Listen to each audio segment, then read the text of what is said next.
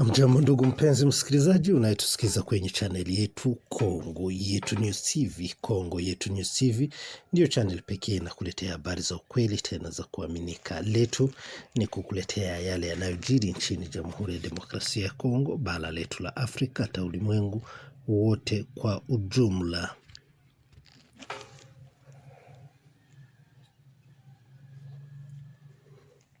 Je, walitambua lako? Lako ni rahisi, ni kujisajili ama kujiandikisha kwenye channel hii ili tunapotoa habari uwe wa kwanza kuzipata, kuzisoma na kuzisikiza. Kujiandikisha ni rahisi, unabonyeza button hilo lekundu limeandikwa subscribe ama sabone kwa Kifaransa. Baada ya hiyo, usisahau jambo la maana la kubonyeza button hilo la alama la kengele ili tunapotoa habari uwe wa kwanza kuzipata, kuzisoma na kuzisikiza.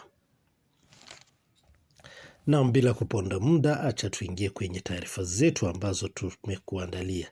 Taarifa zetu kama kawaida tutazianzia huku nchini Jamhuri ya Demokrasia ya Kongo, Nord Kivu na Sud Kivu, ambapo usalama waendelea kudhorota kulingana na vita inayoendelea kati ya makundi yanayomiliki silaha, mkiwemo kundi la M23 na Twirwaneho ambao wanakabiliana vikali na jeshi la taifa FARDC. Ikumbukwe ya kwamba FARDC inaungwa mkono na jeshi la Burundi pamoja na wazalendo. Haya, moja kwa moja tukiteremka na habari zetu, ambapo tutazianzia huku Nord Kivu ambapo kunaendelea kuripotiwa mapambano makali. Nord Kivu, maeneo mengi mkiwemo mji mkuu wa Goma yameweza kudhibitiwa na kundi la waasi wa M23, lakini ukweli wa mambo, tangu wadhibiti maeneo hayo yote katika hii tarafa la Nord Kivu, hii province ya Nord Kivu, mambo hayajakuwa salama kulingana na mashambulizi ya kila siku, ambapo jeshi la wazalendo FARDC wanaendelea kuishambulia kundi la M23 huku Nord Kivu.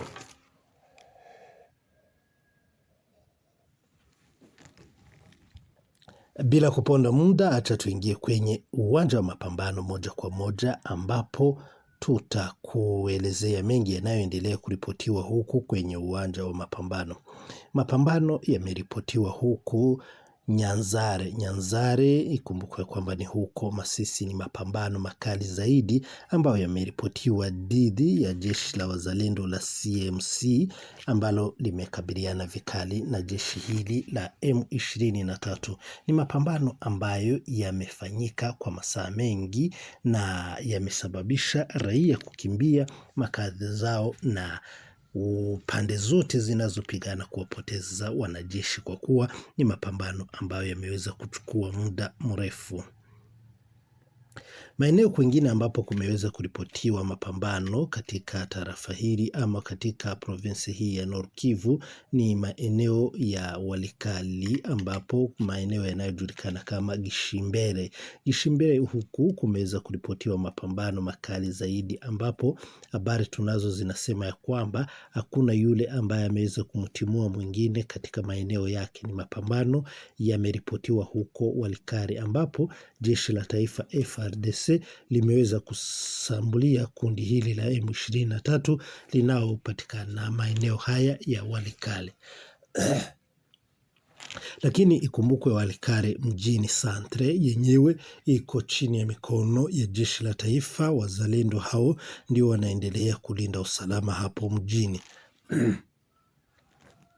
Maeneo kwingine ambapo kumeweza kuripotiwa mapambano ni huku Masisi, maeneo yanayojulikana kama Remeka, ambapo pia kumeweza kuripotiwa mapambano makali zaidi. Na Remeka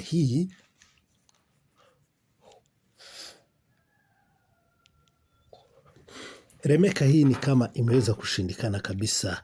Hakuna siku mbili zinaweza pita bila kuripotiwa mapambano katika pande hii ya Remeka. Na kabla niendelee na habari zingine, acha nikuombe kama wewe ni mara yako ya kwanza kujiunga nasi kwenye chaneli yetu Kongo Yetu News TV. Hii ni nafasi yako ya kujisajili ama kujiandikisha kwenye chaneli hii ili tunapotoa habari uweze kuwa wa kwanza kuzipata, kuzisoma na kuzisikiza. Kujiandikisha njia ni hiyo hiyo, bado hakuna gharama, hakuna malipo, ni kubonyeza button hilo lekundu limeandikwa subscribe ama sabone kwa Kifaransa. Na usisahau jambo la maana la kubonyeza button hilo la alama la kengele ili tunapotoa habari uweze kupata notification.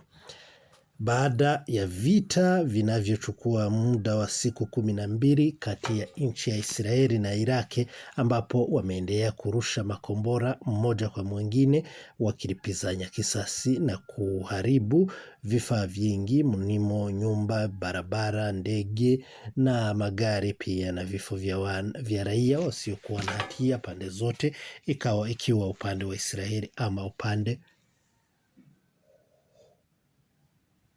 wa Iraq. Israel kwa sasa imeweza kuambia raia wa Tel Aviv kuyakimbia ama kukimbia, ndiyo iposa waweze kukabiliana na mashambulizi ya angani ya nchi ya Irani, wakiwaambia kwamba watawaambia siku za kurudia. Baada ya shambulizi la Marekani ambaye ilishambulia kundi la ama jeshi ama viwanja vinavyosaidia nchi ya Irani kuandaa, imeweza kushambuliwa na kundi hili la Marekani. Mnamo jana Irani imeweza kulipiza kisasi, lakini kabla ya ilipiza kisasi hii ilikuwa imetangaza kwamba itashambulia vikao vya wanajeshi ama kampu za wanajeshi ambazo ziko Arabia Saudite, Iran, Iraq na zenye ziko Qatar. Baada ya kutangaza, baada ya siku moja, jana imeweza kushambulia jeshi la Marekani linalopatikana huko Qatar, ambapo ni jambo limeweza kufanya nchi zingi za Waarabu zishitumu vikali Iraki. Baada ya mashambulizi hayo, Trump ametangaza akisema ya kwamba jeshi la Marekani ambalo liko huko nchini Qatar limeweza kushambuliwa. Ni mashambulizi ambayo amefanyika kupitia na nchi ya Iran ikishambulia jeshi lake ambalo liko huko Qatar. Amesema ya kwamba nchi ya Bwana Donald Trump amesema ya kwamba nchi hizi mbili, Israeli na Irani, zimeweza kukubaliana kwa kumaliza vita, kile ambacho amekiita ceasefire ama cessez-le-feu.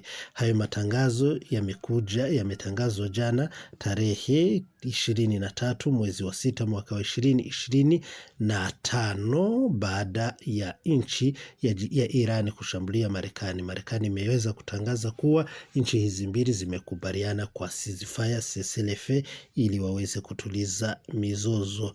Amesema kuwa Irani itaanza kusimamisha mashambulizi yake ya angani na ya kijeshi, pia Israeli nayo itafuata hiyo. Lakini habari hizo, nchi hizi mbili Irani na Israeli hawajatangaza jambo lolote kuhusu tangazo la Bwana Donald Trump ambaye aliyetangaza kuwa nchi hizi zimekubaliana ceasefire ama cessez-le-feu. Nchi hizi mbili hazijatangaza lolote kuhusu hayo. Na sina la ziada kwa sasa hivi. Haya ndiyo nilikuwa nimekuandalia kwa siku ya leo, nikikutakia kila laheri mahali popote ulipo kwa chochote ulichokifanya. Lakini ukumbuke ya kwamba sisi hatujaenda, tuko hapa. Kwa hivyo usiende mbali. Ukienda unarudi, na ukienda unahakikisha tu umebonyeza button hilo lekundu limeandikwa subscribe ama sabone, na button hilo la alama la kengele, kwa kuwa hata kama ukiwa umeenda ukifanya hivyo, ukibonyeza hilo button lekundu la subscribe na hilo la alama la kengele, kwa hivyo utaweza kupata notification wakati wowote mahali popote ulipo kwa chochote unachokifanya, kwa kuwa kuna taarifa ambayo imeingia. Shukrani.